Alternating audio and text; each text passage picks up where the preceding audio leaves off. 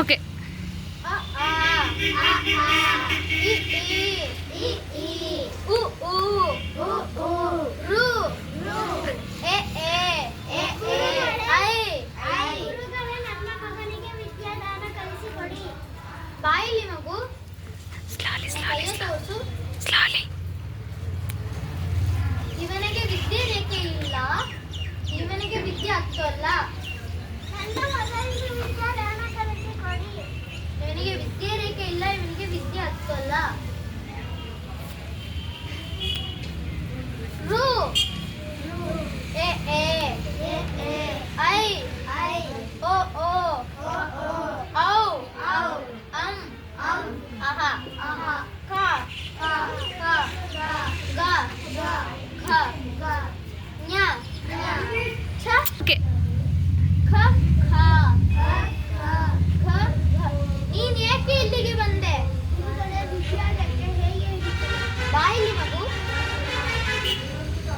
ನೋಡು, ಇದೇ ವಿದ್ಯಾರೇಖೆ. ಛ ಛ ಛ ಛ ನ್ಯ ಛ ಠ ಠ ಢ ಢ ನ ಫ ಫ ಘ ಘ.